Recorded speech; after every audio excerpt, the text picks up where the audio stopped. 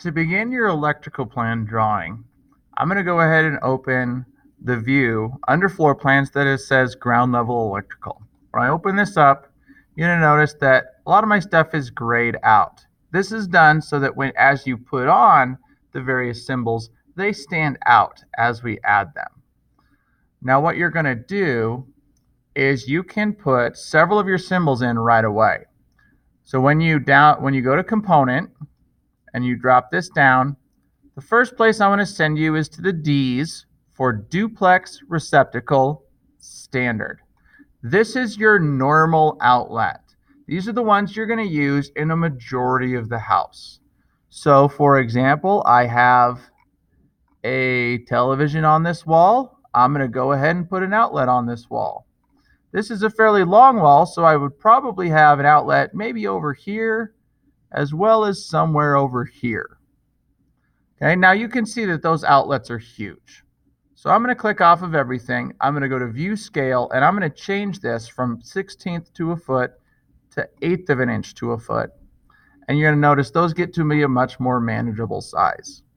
So as I go back to components, I still have my duplex receptacle standard. I'm going to put a few in the bedroom. Okay, we want to have one, if you think about it, about every 10 feet. So if I put it there, I don't necessarily need it in this cove, but I do need one like over here. Okay, so I get 4 or so in a bedroom. Okay, I'm going to do the same thing over here. We're going to put one on the side of this dresser, one here, one on this wall, and one in this cove. I can go under a window because zoom in here a little bit more. Just have to get into the right spot because the outlet is below the window. So that should not be an issue. I am going to put one kind of in this hallway. And if I think about my kitchen, I've got my refrigerator right here. So I do need one behind the refrigerator. I'm going to put one above the countertop, but I'm going to not put that one there because we're going to have a special type there, just so that you know later on. Oop. Try deleting it again. I should just have to click on it and push delete. I'm going to go back to component. I'm going to have one here. We're going to have one here. I am going to have one over the counter there. And like I said, I'll put a special one near the sink. Okay, so those are my normal outlets. Now I'm going to drop this down and I'm going to switch to duplex receptacle GFCI. These are the ones that if you look in your house and you have an outlet that has a couple of buttons on it and it has like its own internal breaker, that's the ones that we are using that are called GFCIs. I'm going to need 2 of these. So I'm going to put one of them by my sink. You should notice that one of the ones that as you go home, if you look at that one by the sink, it probably has a GFCI there or nearby. I'm also going to use this style in the bathroom. So we're going to put one in the bathroom here, like that. Now, that pretty much does it for my outlets. I now want to put my lights on. Now, if I start to put lights in this view, they will be on the floor.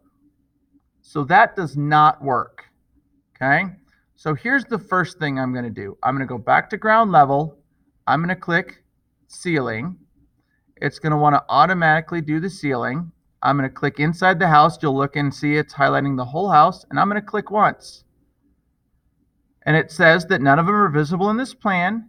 You may want to check the active view, okay, which is fine.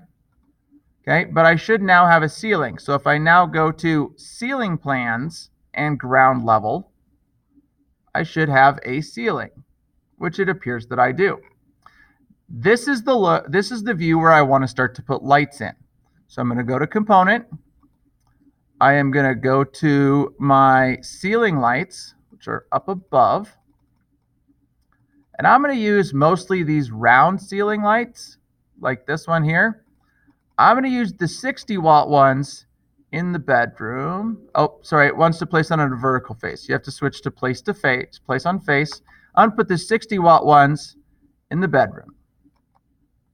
like that. I'm also going to put one in this hallway here because I would probably want to be able to turn a light on there. And I'm going to switch now to the 100-watt ones, the brighter ones. And I'm going to put these in the kitchen. I'm going to put 2 of them like this. If you don't like quite where you put them, you can always use your arrow keys to bump them over. I'm going to bump these over a little bit more so they're more over the kitchen. Now those are going to mount flush to the ceiling. In my living room, I'm going to do some that are slightly different.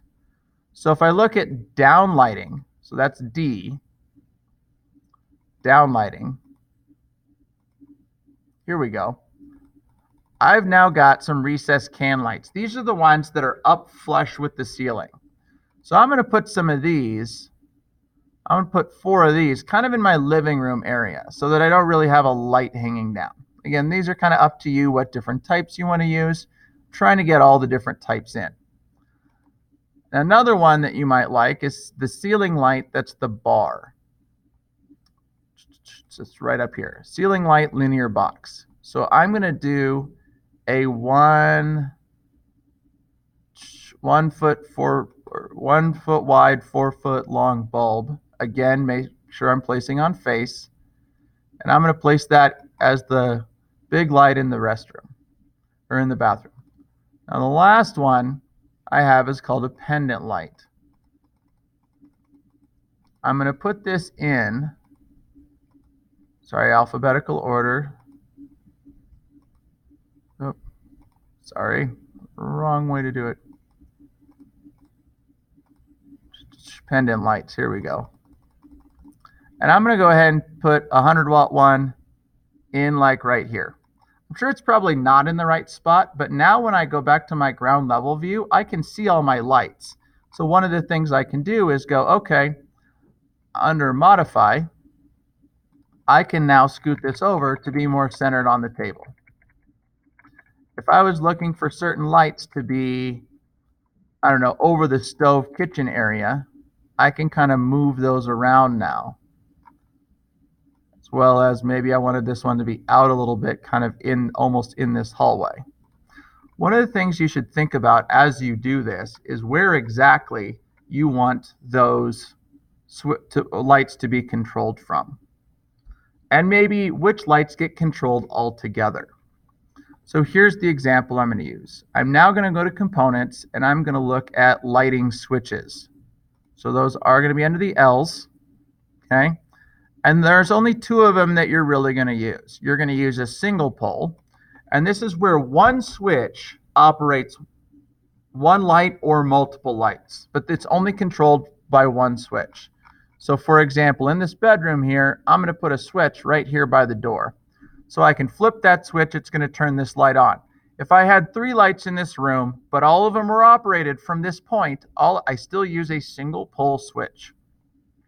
I'm going to do the same thing in the other bedroom, in the bathroom, making sure I'm getting it on the wall. And I'm going to actually do 3-way switches the other way. 3-way switches mean that you control the light or set of lights from more than one place. So for this hallway light, I'm going to put a switch here and here, so that coming out of each room, I can turn on this hallway light. For the kitchen lights, I'm going to put one here right by this door, and also down by my main door. And those are going to turn on my other ones. So I'm also going to put a 3-way switch here and a 3-way switch here for turning on the living room lights, so that I can do that almost like if I was watching TV at night and I get ready to go to bed, I can go here, turn that light off, turn this light on if I need to, and go into the room, or just go right around into the open door, my choice. I did forget a switch though, so I'm going to go back to a single pole, and I'm going to put my single pole right next to my 3-way switch here. A lot of you probably, if you look at your own house, will have a spot where two switches are in the same box and they control it. The last thing to do with your lighting plan is you have to go over to Systems, and you're going to see Wire. This is just a cool tool that allows us to make arced lines to connect switches to outlets. So I'm going to click on the switch. I'm going to click out away from the light a little bit, and then I'm going to bend it into the light. Your lines have to be bent. When I do a three-way switch, I'm going to go from the switch to the light, and from the light to the switch. That's on a single one. The last one I want to show you is where two switches control multiple lights. So I'm going to bend one out to this light, bend this wire between the lights, and I'm going to bend this to the other switch. I can then do this one to make sure that they're out of the way. This one here can bend like this, in, out, in, out. And we know that electronically speaking, that's not exactly how those lights work, but it gives us the representation of this switch controls this light, and this switch controls that light. If you see very quickly, I have my entire electrical plan done and ready to be set up on a sheet.